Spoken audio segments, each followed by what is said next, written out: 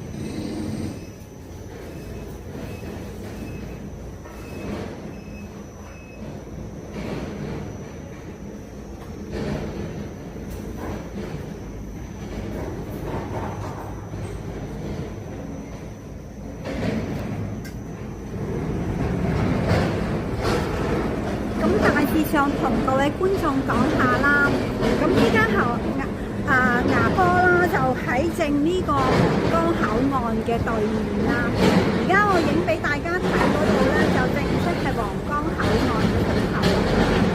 咁啦，過咗對面馬路啦，就係呢一間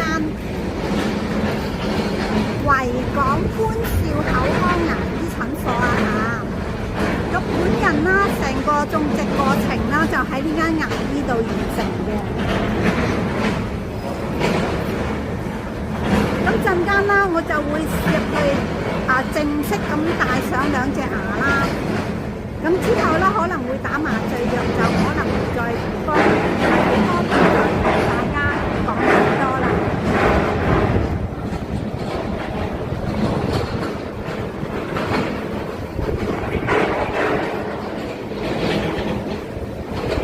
咁呢間牙康所啦，係我本人推薦覺得幾好嘅一間牙醫啦。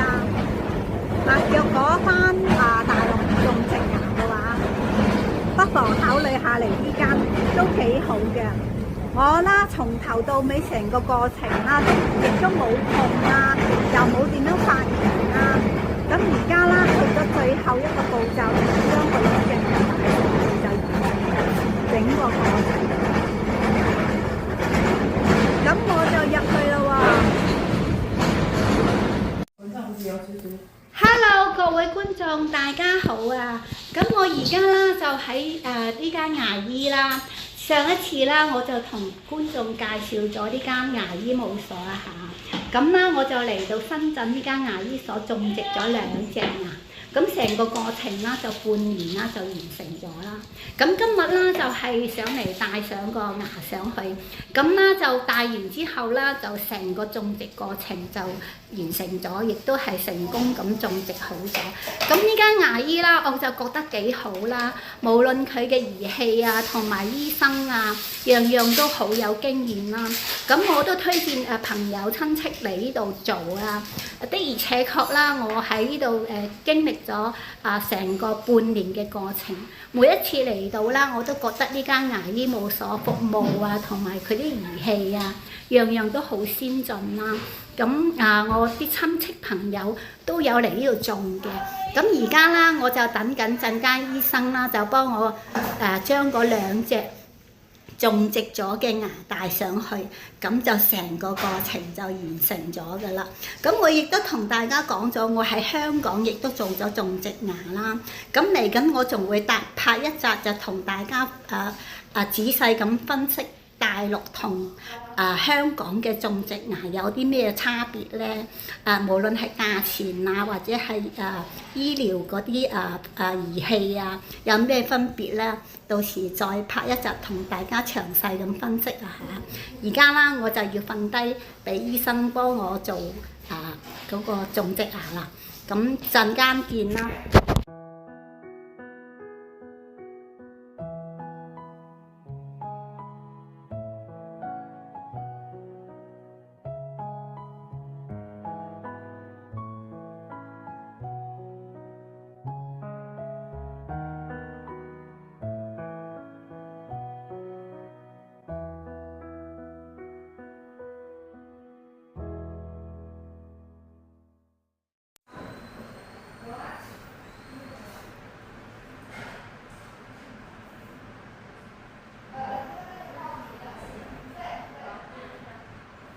各位觀眾，我而家已經將2隻牙戴咗上去啦。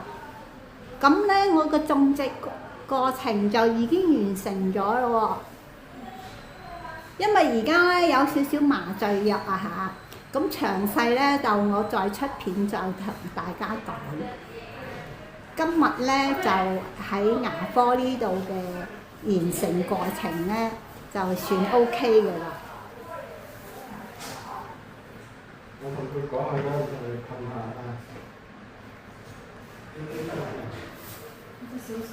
其實啦，我就係呢2隻啦，種植咗呢2隻啦。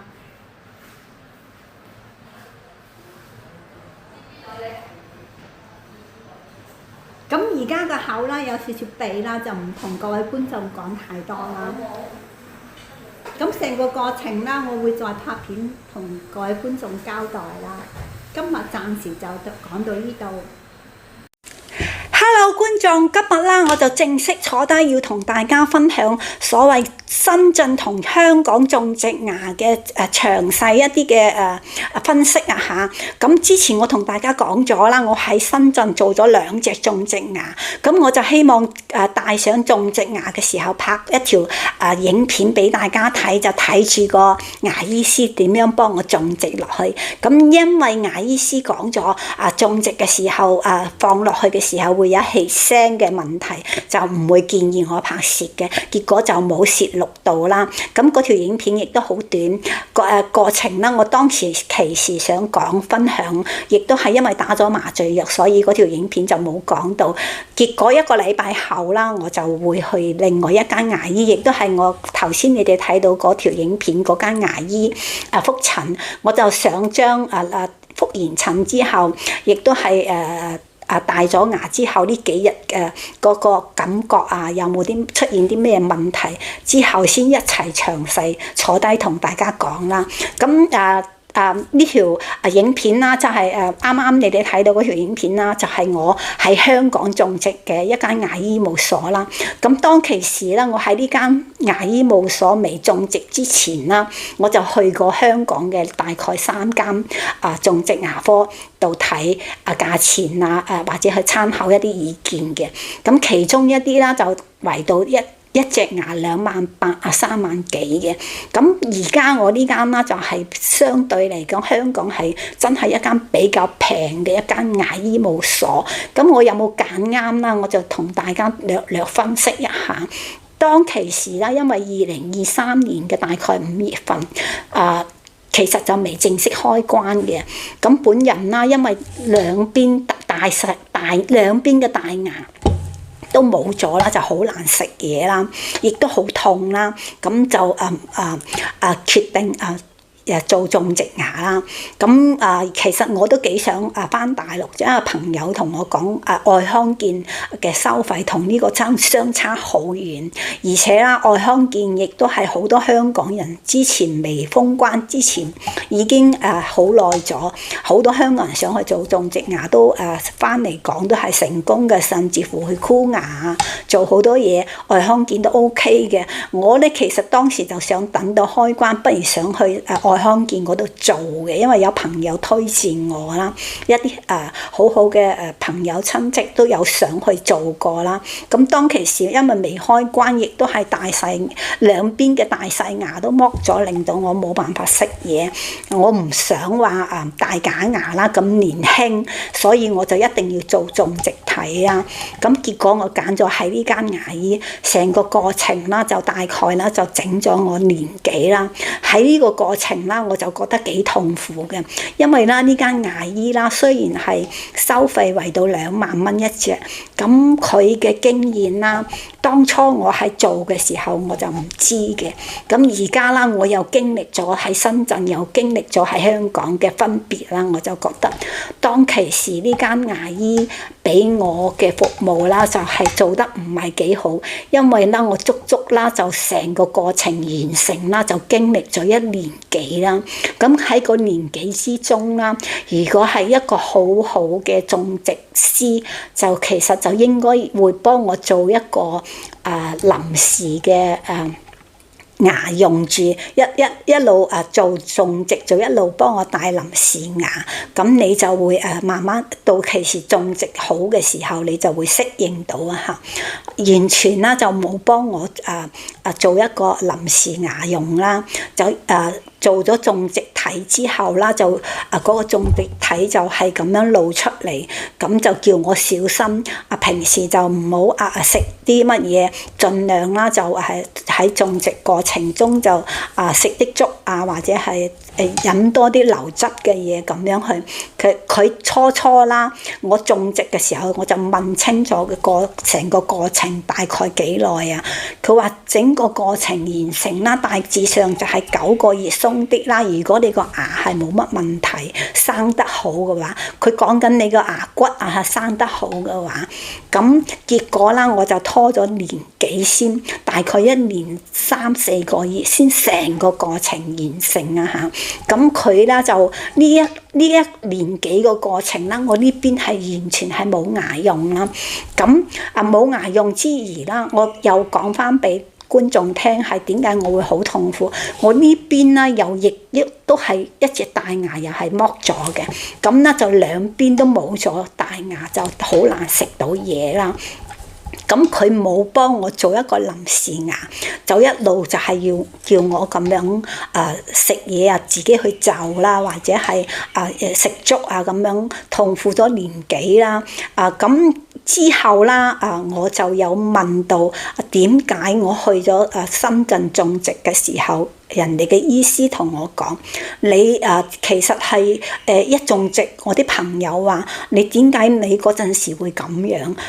年紀話咁好辛苦喎。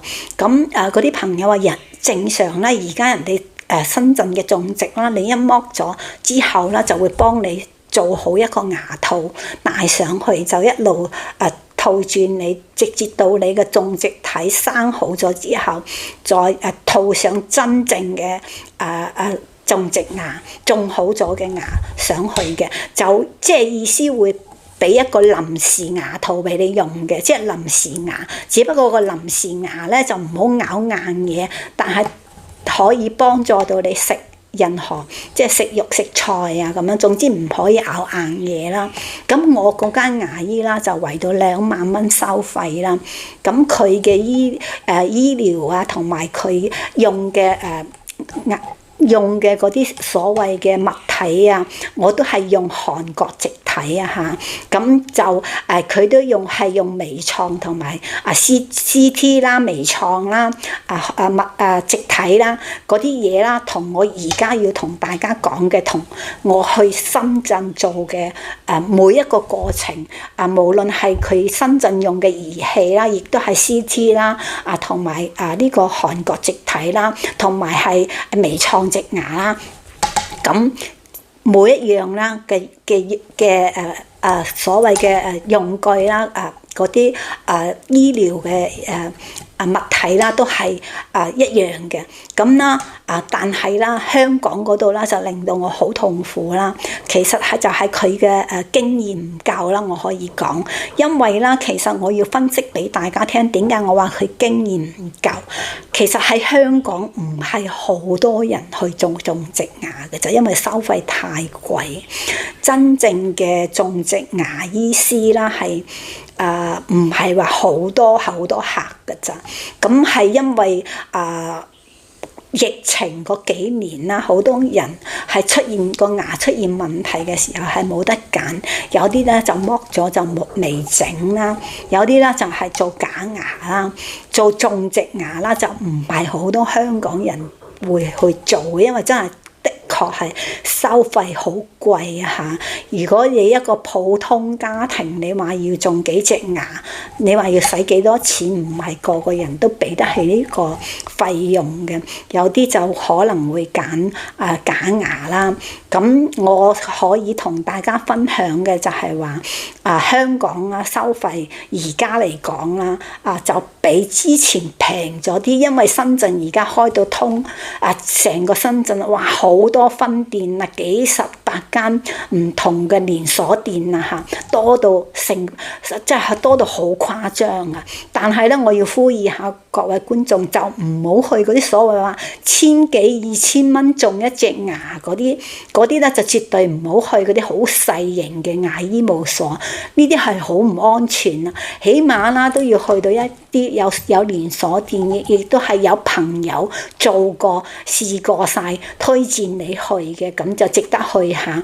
咁當然啦，就算你大型嘅或者係細間嘅都唔擔保絕對冇呢醫療嘅錯失啊嚇！咁呢樣嘢係唔可以擔保嘅。咁本人啦喺深圳呢間啦就圍到7000蚊一隻牙啦，我就覺得好超值嘅，因為佢啦成個過程啦同香港嘅啦就根本冇分別，佢都係用CT 啦、微創啦，亦都係用我香港同一樣嘅植體，就係韓國植體啦。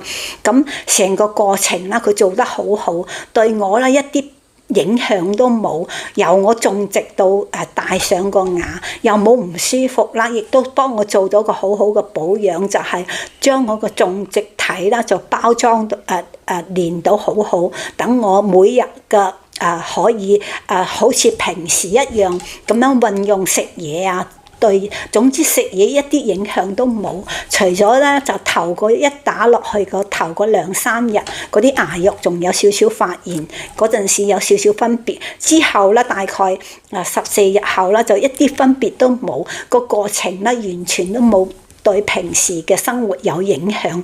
咁咧亦都係我要同大家分享嘅就係而家啦，我會講呢間牙醫啦就好值得香港人想去幫襯。我唔係幫呢間牙醫賣廣告，大家各位觀眾唔好誤會啊嚇。雖然我有影佢個招牌出嚟，我只係將我嘅生活嘅點點滴滴同大家分享，亦都係我做呢個 channel 嘅意義嚇。我都同大家講咗，我會多方面去講啦，亦都係分享生活嘅點點滴滴啦。咁今次啦，我又同大家分享我本人經歷嘅一啲事啦，就係關於種植牙啦。咁就詳細咁同大家講咗啦。咁香港咧就圍到2萬蚊一隻，咁深圳咧就大概就7000蚊就種咗，同樣嘅植體，亦都係。個過程咧，亦都係一樣啦。咁如果你喺香港啦，我係收2萬蚊一隻，係因為我嘅牙啦就唔需要補牙骨粉。如果你喺香港啦，你個種植牙 check 到你個牙骨唔夠硬啦，或者要補牙骨粉啦，一隻牙骨粉啦都甚至去到個價錢啦，同做一隻種植牙嘅價錢唔會相差太遠嘅，成1萬蚊補一隻牙骨粉嘅嚇。咁深圳啦又相差好遠啦喎。咁補牙骨粉咧就大致上就去到睇下你補邊個位置啦。咁個價錢又相差好遠。咁我咧就有一隻牙啦補咗牙骨粉嘅，就收咗我大概1000蚊。佢話我嗰隻牙咧係輕微需要補嘅啫。咁大概所以我嗰個植體，我嗰2隻牙啦就圍到7000蚊一隻嘅，咁2隻牙就做咗14,000蚊，成個過程完成到由一開始到完成，完全都冇影響到我任何生活嚇，亦都冇痛啊，冇發炎。再加上我亦都要同觀眾講，我好3個親戚朋友都想去做咗。個個都好成功，冇副作用啊，又冇痛啊，亦都係有一個朋友咧已經種植咗年幾，翻去覆診咗2次，冇任何唔舒服啊嚇，好成功啊！咁呢間牙醫啦就幾值得我向大家推薦嘅。咁大致上啦就講分享種植牙啦，就講到呢度啦。咁亦都係同大家講多啲我自己嘅本人嘅生活嘅一啲瑣碎嘅事啦。咁經歷咗種植牙啦，就做咗2次啦。咁其中嘅第一次啦，就真係個年紀啦，我就真係好痛苦嘅，可以講俾大家聽。因為咧個牙醫師啦就冇幫我做一個護理啦，令到我食嘢啊，即係冇辦法正常咁食啊，亦真係好辛苦啦。咁亦都係每一個牙醫嘅做法就唔同啦。咁去到咁嘅消費，而家我喺深圳有差咁大嘅分別嘅價錢，我當然就係同大家分享下。咁如果喜歡我呢條影片嘅，亦都係覺得我講嘅有道理嘅，亦都可以去嘗試嘅。當然我唔係叫大家唔好喺香港做種植牙，咁你有錢消費得起嘅，咁當然喺香港有保險啦，有醫療保障啦嚇。咁如果一啲比較生活比較基層嘅，咁花費唔起嘅，咁亦都可以參考我講嘅呢間牙醫咯。就算你哋去深圳，其實而家好多連鎖店都可以去做嘅，就千祈就唔好去啲好細間嘅，大致上個價錢都係咁上下嘅價錢，你先好去做。嗰啲1-2千蚊嗰啲就千祈唔好去嘗試啊嚇。咁呢條影片咧就同大家分享到呢度，有啲咩意見，有啲咩想問我關於種牙嘅，你哋都可以喺下邊留言或者有啲咩想諮詢我嘅，我都會回覆你哋嘅。多謝晒各位觀眾嘅觀看，咁今日就同大家分享到呢度。記得鍾意我呢條影片嘅就幫我 click 個 like、分享、留言，然之後將我呢條影片發放出去。多謝大家嘅收睇，拜拜各位觀眾。